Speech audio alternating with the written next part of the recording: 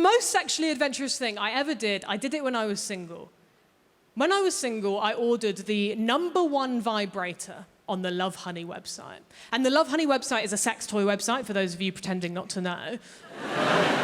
I kind of ordered it out of spite, right? Because one of my exes called me a prude, which I think is such an extreme thing to call someone. I don't think I did anything to warrant that. The only thing I can think of maybe is once I said that I don't like morning sex.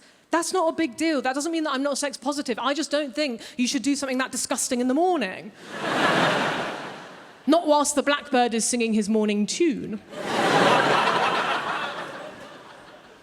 But I went on the website. It was late at night. I just ordered the first one on the list because I thought that will be good. That will probably be quite nice. The thing that arrived is so terrifying.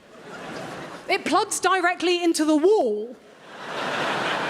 It has one of those on the end of it. It uses mains electricity. It needs to be pat tested.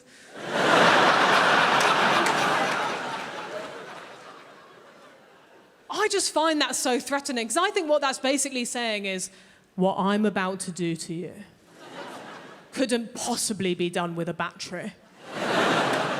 I'm gonna need that same stuff that powers your fridge. It's huge, it's bigger than this. It looks like a piece of farming equipment from the Industrial Revolution.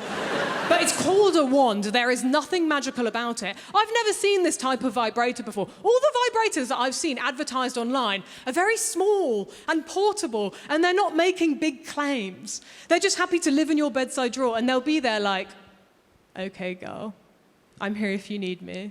Like, if you and your partner get like super, super drunk one night, maybe you could experiment with me for a little bit.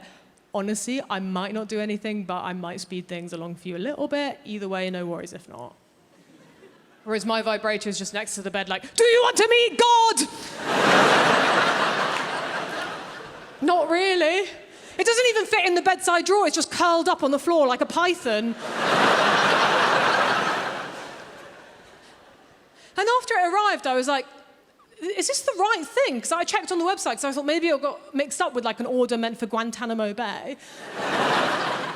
It was the right thing. Not only that, I read the description for the first time. It said in the description, this is the world's most powerful vibrator. I don't think I need that. I need absolute max, a whisper on the wind. The world's most powerful vibrator. You shouldn't be able to buy that without a license. Underneath as well, it said, the vibrator will turn off automatically after 20 minutes for your safety. 21 minutes and there's a danger of death. I don't even want to share. It cost £90. So I felt like I had to try it because I spent so much money. And I don't even have a plug next to my bed. I had to get the extension cable. That felt desperate. I turned it on onto the lowest setting. It had 8 settings. I turned it onto setting 1. It was so loud. I was like, there's nothing private about this experience. The neighbours are going to think I'm having a new kitchen put in. At midnight, they're going to call the council. Well, no, they're not calling anyone. They don't have any power right now. I tried it just for like 1, maybe 2 seconds, and I was like, I can smell burning. I can't use this thing. It's going to sand me down. It's going to erode. I'm going to be flat over. There'll be nothing left like Barbie. But it had 8 settings. I thought, I have to see what setting 8 does. Not on myself. I know my limits. I just turned it up to setting 8 in the sky. Fuck me. I was like, I'm going to rip a hole in the space-time continuum. I'm a romantic. That's my problem. I love romance. Oh, I want to be in a relationship. I want to try edible pants. You can't edible solo, they don't let you. I'm absolutely fascinated by them. Here's why. It must be someone's job to keep edible pants from being too delicious. Because they've got to be okay in context, but there's a team of scientists that's working day in, day out to make sure that none of us start craving them. Struggle being single. I'm a pick-me girl. Do you guys know what that is? A pick-me girl is a type of woman who's like me. I'm not like the other girls. Why? Because I like live music. Shackle me. I do like live music. Like sometimes I wonder if anyone's gone to see the band Placebo thinking it was The Cure. So I do think about that stuff.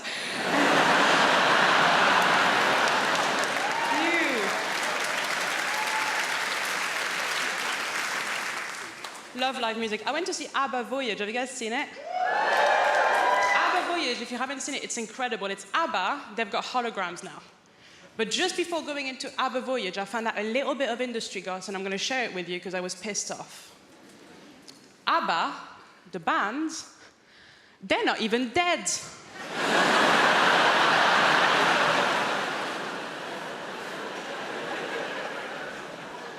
And they've got holograms, is it? You can't have holograms if you're alive. Hey, ABBA, go to work.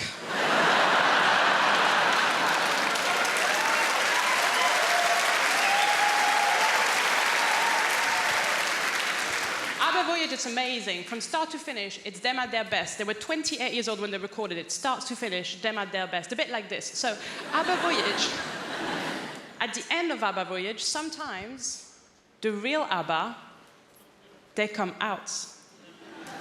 But the problem is that at this point in your life, you've only known them as hot 28-year-olds. So when 76-year-old ABBA comes out, it doesn't look good. It doesn't look like them. It looks like their parents have come to pick them up. I am a pick-me girl. I lie about my interests constantly, I do. My new thing now is I pretend to like football. Now, I want to like football. I really do. I really respect it as a sport. My problem is too much of it has happened. And no one will let me catch up. Like, everyone needs to stop playing for like 5 years, and then I'll start casual, season 1, episode 1. Now, the real reason I'm trying to get into football is because, basically, I met this guy. Thank you. And, oh my God. So he told me that he could have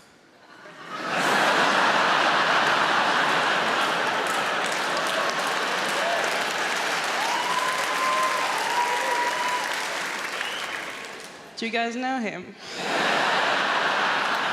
That's weird. He does have a lot of friends. He said he could have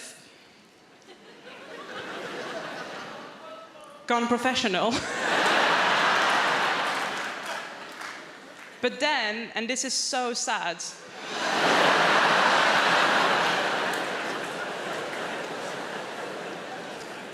just before the trials,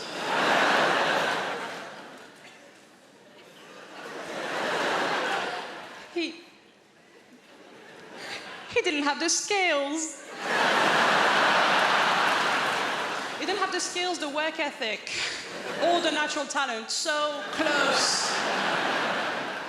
You do a thing in the UK called pre-drinks. Pre-drinks, all right? Some people call it prinks, because they don't even have time to pronounce the whole word before they get on it, all right?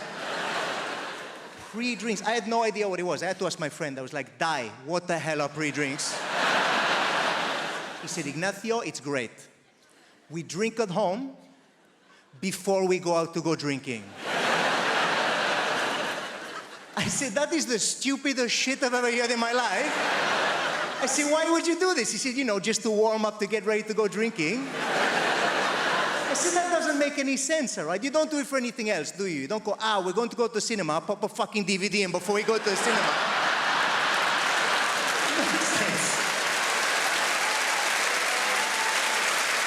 Just fire up the old Netflix and do shots of popcorn. Is it made before we go down to the cinema?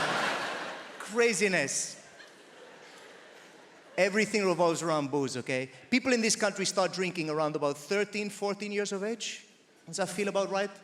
13, 14. Some of you, depending on where you're from, younger, some of you older, all right? I get that. But I came over, I visited as a teenager, and I found out the way it works, all right? I was trying to fit in, and they were like, right, what we're gonna do? We're gonna go down drinking in the park, all right? We're gonna go drinking in the park as teenagers, all right? I was like, right. They go, right, we're gonna steal booze from our parents, and we're gonna go down the park, all right? I was like, okay, no problem. So I showed up to the park, all right? Feeling like Jason Bourne or something in my backpack, and I think, pull out the stuff, right? What's in there? They were like, what the hell is Rioja?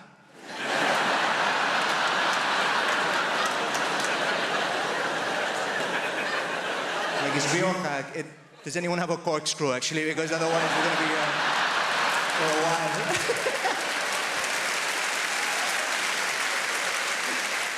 The thing is, like, kids do that, and if they can't steal the booze from their parents, what they do is they'll stand by an off license, all right? And they will wait for somebody to walk past who looks just dodgy enough, but not too dodgy, so they can offer them money and go, hey, can you go in the shop for me and pick me up some beer, some vodka, whatever, we can go down drink in the park, and that person will go get the cash, and then you go there, you get shit-faced as teenagers, it bonds you, okay? It brings you together. At least that was my experience, okay, back in the day. But times have changed, all right? I went to back where my mother's from, okay? My mother's from a little town in Wales called Pontardawe, all right? Don't know if anyone's heard of it. Tiny little town, Pontardawe. Pontardawe is a Welsh word, all right? Pont means bridge, and Dawe means over a shithole, okay? It's not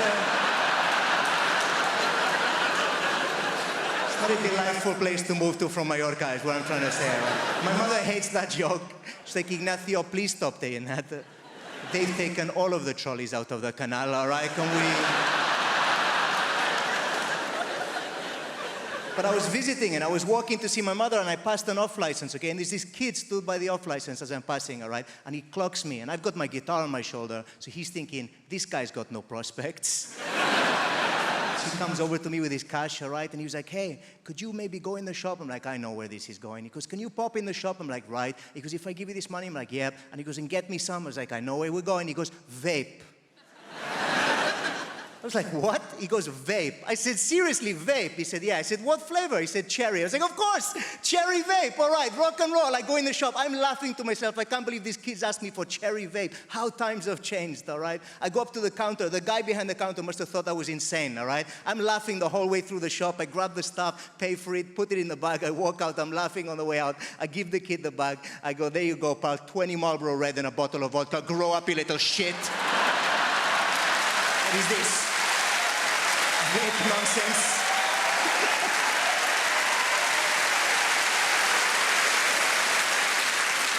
Don't you think it's crazy that, do you understand the technology for us to hear the pilot? I am actually utilizing it right now. This is the technology for us to hear the pilot. I don't know why we cannot hear. There's no other context where it's acceptable for us not to hear a person. Why are you muffling? If you were looking for an au pair for your kids and a person came over to your house and said, hey man, what's your experience with kids? And then they looked at you and went, ta-da.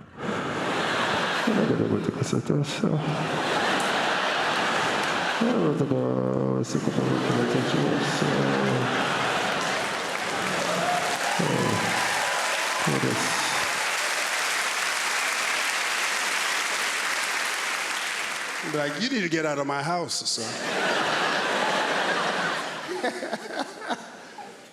Weird things happen in airplanes. Weird things, like crazy things, bizarre things. Like, how bizarre would it be right now if someone walked in here and started selling us watches and perfume? Would that be the most bizarre thing? But it happens all the time in airplanes. No one's ever gone, huh, this is crazy. This is that English polite thing. Oh, I've already got one, yeah. I'm not looking at the moment, yeah. Not every airline should be selling watches, though. Like Ryanair, no business selling watches. You need to watch Ryanair, your flight's 7 hours late. And also, why am I buying a 400-pound watch on an 11-pound flight? This makes no sense. Yeah, being in London is cool. I like being in London. One of my favorite things to be in London, there's so much to do. I try to buy a ticket online to watch Wimbledon. Yeah, man. The Wimbledon final, I was like, I'm excited. Went online, it was £3,000. I was like, what? £3,000. Okay, I'm not saying I wouldn't pay £3,000, right? I'm not saying I wouldn't pay £3,000 for a Champions League finals ticket. But I'm not paying 3,000 pounds for a sport where someone is going to tell me, quiet, please. Are you out of your mind? For 3,000 pounds, there will be no quiet, please. For 3,000 pounds, I'm rubbing my nipples center court. Are you out of your mind? My brother, 3,000. Oh, it's a lot of money. 3,000.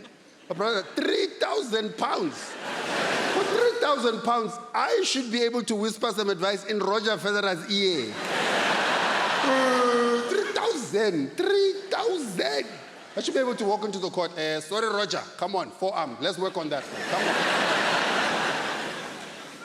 on. My brother, around 3,000. For 3,000, I should be able to punch a ball boy in the face. For 3,000.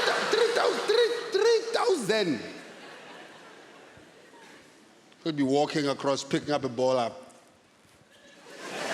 Uppercut him in the nose. He'll be so confused. What was that for? I'm like, no, it's part of the package.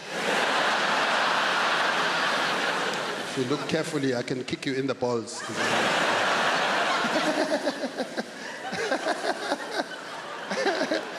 But here's the thing about being married a very long time. You get to know each other so well, right? I mean, my husband knows me well. I know my husband so well at this point that we can have a full-blown argument from start to finish, and he's not even home. You know? So, this year, I have been married 21 years. Thank you. Thank you. I know it looks like I could have been a child bride, which, where I'm from, totally possible. Anyway, but I wasn't a child bride. Anyway, so 21 years. And here's what I've learned in 21 years. That to stay married and stay happy, because it's not naturally the same thing, to stay married and stay happy, what you must do is keep your focus on what is important. Keep your focus on what is important. Let everything else fall away. See, I'll explain. The other day, my husband and I were having an argument, a face-to-face one, the one where he's actually at home. So we're having an argument, and, well, I mean, I say argument. The fact is, after 21 years, my husband and I don't really have arguments. We have throwdowns. You know, throwdown, like MMA level. Do you know what MMA is, sir? Yeah, marriage martial arts. Proper MMA, no matter what the topic, my husband and I both always bring it for everything. Because we know that after 21 years and 3 kids, nobody is fucking going anywhere. Right? We are just trying to get to the end of this somehow.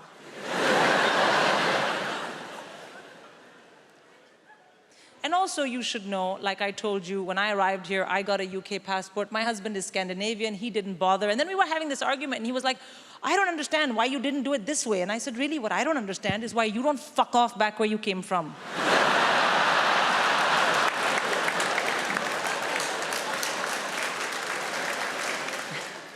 Apollo, I cannot lie to you, it felt pretty good. Oh my God, what a great phrase. I am totally on board with it now. Knock yourselves out. Such a good feeling it gives you afterwards, you know? The problem was it bothered our children a little bit because we were having lunch, it was Sunday. Our youngest child, she said, oh no, Mama said the F word. And I said, oh darling, you're right, I did. But you know what? When you grow up and meet the man of your dreams, so will you. And then my teenage son said something, but let me explain, ladies and gentlemen. Between 45 to 85% of what this child says, I don't understand. Because he's a teenager. He just looked at me and said, why so salty, bro? And then our middle child, apart from being somewhat fractured, she's also very woke. By which I mean, she doesn't understand the difference between racism and a joke about racism. So she got very upset and she said, you can't say that to Dad, that's racist. And I said, racist? Look at my face. I can't be racist. Everybody knows only white people are racist. Oh, she got angry. She stomped out of the room. And I was like, oh, come on, darling. Sorry, it was a joke. I know you're half white. Oops.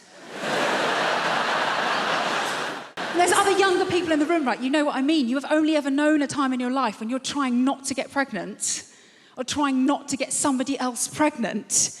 And I don't want to blow my own trumpet, but on both accounts, I fucking smashed it. I think it comes down to skill set at the end of the day, doesn't it? People are just good at different things. Some people are good at the violin. Some people are good at parallel parking. I was very good at taking the pill. Every day, every day, every day. Honestly, I used to think I was so good at taking the pill, I deserved a reward. Arguably, there was a reward. It was the reward of not having to watch Peppa Pig or cleaning up another human's shit. Tell you what I don't understand, right, is women who are on the pill and forget to take it. Don't get that, because don't get me wrong, I forget things. I forget my keys, my wallet, the fact I'm married. Sure! But forgetting to take something that can prevent you from creating a human that could one day say, turn the machines off, is what she would have wanted.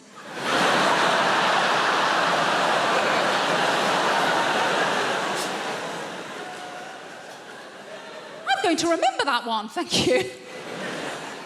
Obviously it does happen though, women forget to take the pill, they get knocked up. Happened to a girl I used to work with actually, when I used to work in an office, right? And we were chatting about it one day. She was so blasé, we're in the kitchen. She's just standing there rubbing her belly like, well, the thing is, I've just got really bad memory. I was thinking, that's funny, because every day without fail, you remember to steal my milk. Maybe if you'd strapped your packet of microgynon to my semi-skimmed, Stephen in accounts wouldn't be telling everyone how you trapped him. I think the reason I was always very good at remembering to take the pill, because I've been on it for so long. I was on it since I was about 16. And the reason I started taking it was because I was going out with my first boyfriend, Kevin Sutherland. A boom, chicka, wow, wow. He was quite the catch. He had a Peugeot 106 and a tattoo of Bart Simpson, which I thought showed a great joie de vivre. And things were going very well between Kevin and I. We had matching bracelets from Argos, so you can tell how serious we were. And we'd agreed that we were going to do it for the first time, right? So I was like, right, I'll put myself on the pill because my first time is going to be really special. My first time is going to be just like in the movies. So the big day arrived, and Kevin, bless him, he made such an effort for everything to be really perfect. Like, he paid his little brother to leave the room.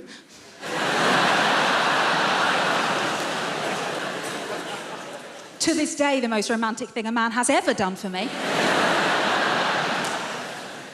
And he made a mix CD of all of our favourite romantic songs. You know, like Boom, Boom, Boom, Let Me Hear You Say Wayo.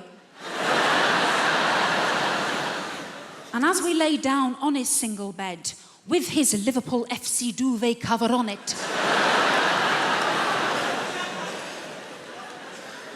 the scent of Lynx Africa heavy in the air. And as Kevin took my virginity so beautifully, and gently, and quickly, from behind. I remember thinking, wow, just like in the movies. Obviously, it's quite difficult to make eye contact in that position, isn't it? Almost felt like I lost my virginity to Steven Gerrard.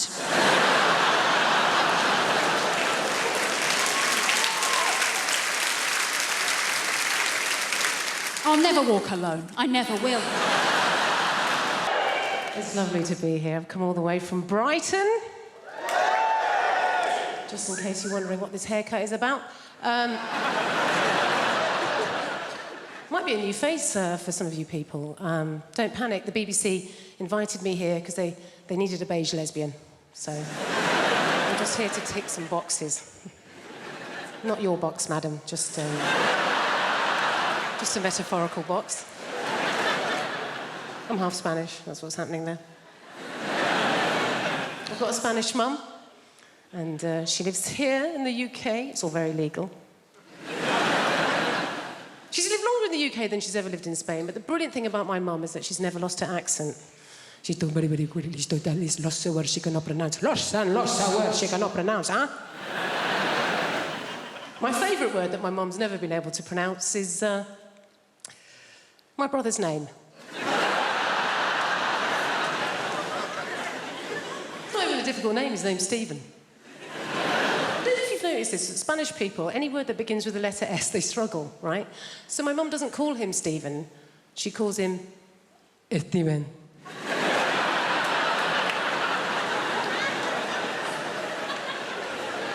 What's his name, Mum? Steven. Is it? Isn't it just Stephen? Jennifer, I know his name is my son. It is Steven! You don't want to mess with my mum. She's not like British people here in this country. We can be quite passive-aggressive, can't we? She's just a very aggressive woman.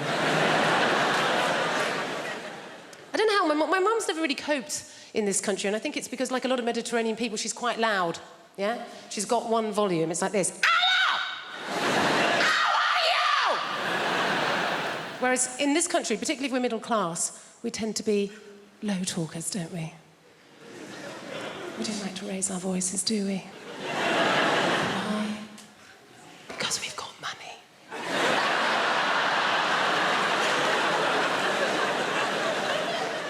Let me just assume that if you are raising your voice, well, you're probably poor. Or worse, foreign. Great thing about having a Mediterranean mum is they feed you. Oh, my God. She's always feeding. That's her way of showing that she loves her children, is to feed us. You know, I can remember going around friends' houses, you know, like English mums. Go around an English mum's house and the conversation with mum's more like this. I think you've had enough. My mum will feed you till you puke.